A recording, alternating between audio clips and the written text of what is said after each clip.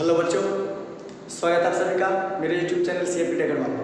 मैं मोहम्मद इश्तियाक सर आज आप लोगों के बीच 12th क्लास का हमेशा हो चुका 13वां चैप्टर लेकर आया हूँ, जो नज़म है मेरा सफ़र अली सरदार जाफरी का।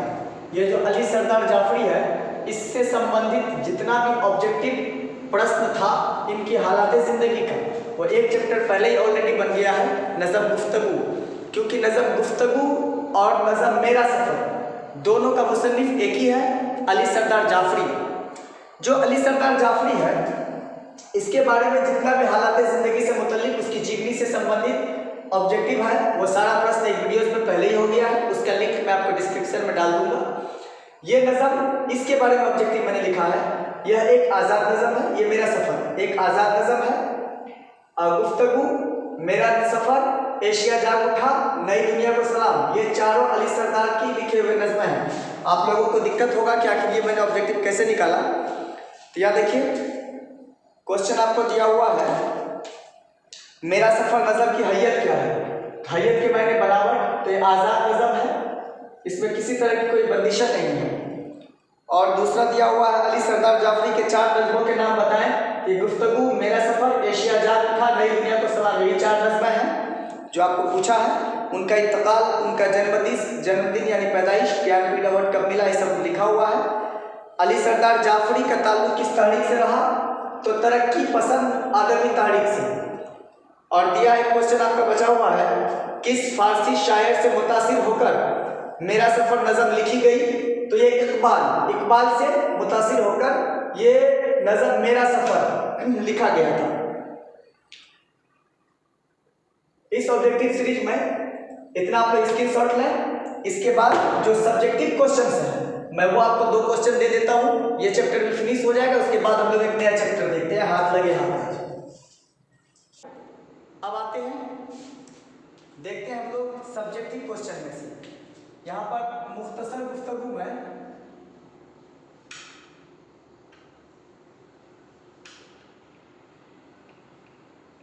मुख्तसर गुफ्तगू के अंतर्गत आपको क्वेश्चन नंबर तीसरा जो आपके लिए VVI है प्रत्येक वर्ष के लिए, ये क्वेश्चन है, मौत के बाद शायर किस तरह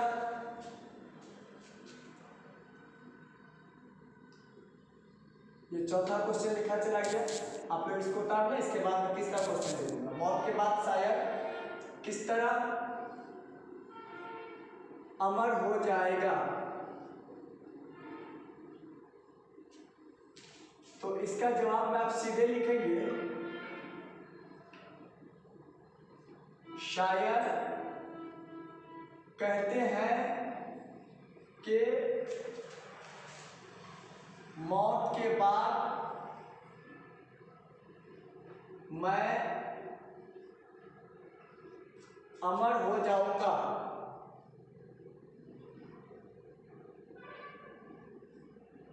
मेरे किए हुए आमाल से मैं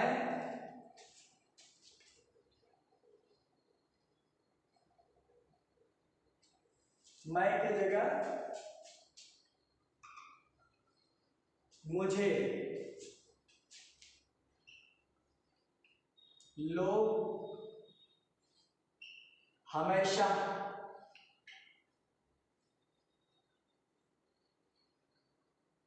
याद करते रहेंगे। क्लियर है? ज्यादा से ज्यादा इसमें बढ़ाना है आपको। और मैं सबके दिलों में जिंदा रहूंगा।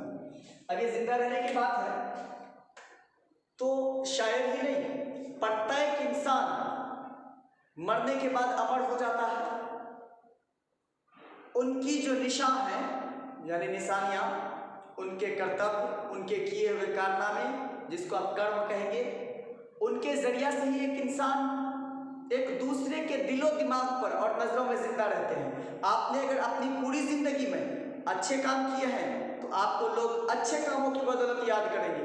आपने अगर अपनी पूरी जिंदगी में कोई गलत कारनामे किए हैं तो आपको लोग पूरी जिंदगी भर आपके मरने के बाद, जब तक वो याद करने वाले इंसान जिंदा रहेंगे, आपको गलत कारनामे के निगाह से जिंदा रखेंगे। इसीलिए शायद कहते हैं कि मैं मरने के बाद भी अमर हो जाऊंगा। एक क्वेश्चन, पहले क्वेश्चन 4 हो गया है, आप लोग घबराए नहीं। ये क्वेश्चन तीसरा है। आप लोग चैनल को ज्यादा से ज्यादा लाइक कीजिए, शेयर कीजिए, सब्सक्राइब कीजिए। कोई दिक्कतें आती है, समझ में नहीं आता, कोई लिखा हुआ क्वेश्चन या किस्सा कहानी समझाने के बाद भी आप मुझे कमेंट करें, मैं इससे मुताल्लिक फिर से एक वीडियो बना के आप लोगों के पेश कर दिया जाएगा। इसमें क्वेश्चन है, मौत की आमद से पहले, यानी मौत आने से पहले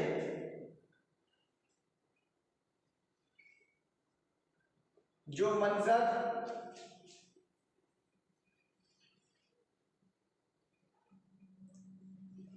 पेश किया गया है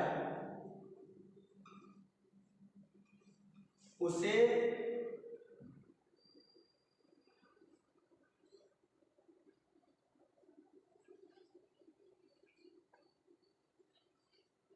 अपने अल्फाज में लिखें। अपने अल्फाज में लिखने की बातें कही जा रही है। मैंने जब नज़म पढ़ाया था तो वहाँ नज़म में लिखा हुआ था, थोड़ा सा एक झलक दिखा देता हूँ। फिर एक दिन ऐसा आएगा, आँखों के दिए बुझ जाएंगे, हाथों के कुल कुमलाएंगे और बर्ग जुबां से नुत्क सदा, धरती की सुनहरी सब नदियाँ कि हर तितली उड़ जाएगी, आकाश की नीली सब झीलें एक काले समंदर की तह में हस्ती से मेरी भर जाएंगी, कलियों की तरह से खिलती हुई और सारा ज़माना देखेगा। यानी जब मौत आता है तो उस वक्त एक इंसान की बोलने की जो ताकत है, यानी ज़बान की तासीर, गोयाई जिसको आप कहते हैं, वो छिन जाती है, आँखों की रोशनी चली जाती है, सुनने की ताकत भी खत्म हो जाती है और धीरे धीरे धीरे धीरे पूरा जिस्म एक तरफ से मरना शुरू हो जाता है, यानी पूरे जिस्म में से जान निकलना शुरू हो जाता है। और एक इंसान अपनी पूरी ज़िंदगी में जो भी कारनामे किए हैं वो सारे मौत के वक्त उन्हें याद आते हैं। अब जो इंसान जिस तरह के कारनामे अपनी पूरी ज़िंदगी में किए हैं उसको उसी तरह का सबब दुनिया में भी मिलता है। आखिरत में जो मिलेगा वो तो आखिरत की बात है, वो खुदा ही जाने क्या मिलेगा।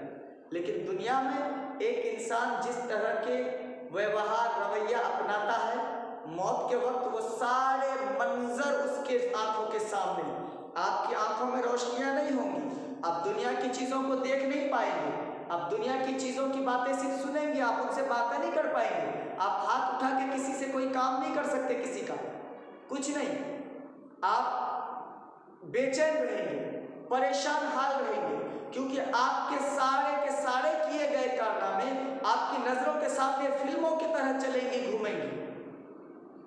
इसीलिए पूरी जिंदगी में आप कोशिश करें कि आपसे बेहतर आमाल हो, ताकि मौत के वक्त जो मंजर कसी आपकी नज़रों के सामने पेश की जाए वो बेहतर रहे। तो इसमें मौत के बाद के पहले जो मंजर पेश किया गया है, इसका जवाब में आप लिख लें, मौत के आमद से पहले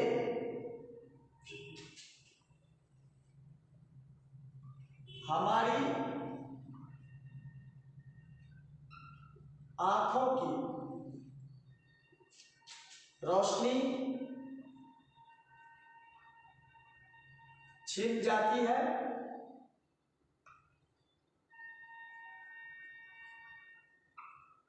गोयाई बंद हो जाती है। गोयाई बंद होने का मतलब बात करने की तासीर खत्म हो जाती है, गोयाई बंद हो जाती है और धीरे धीरे धीरे धीरे पूरे जिस्म से रूह प्रवास कर जाती है। हम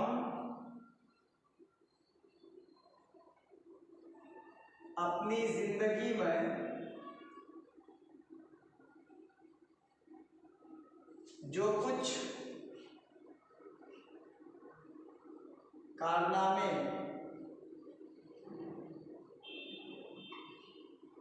किए होते हैं,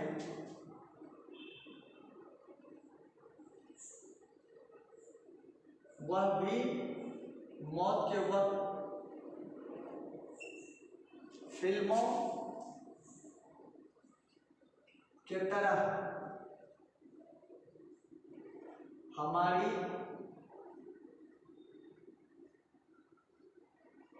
नजरों के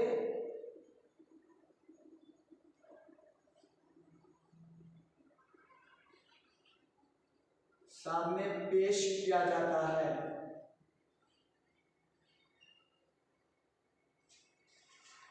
क्या तो क्लियर है?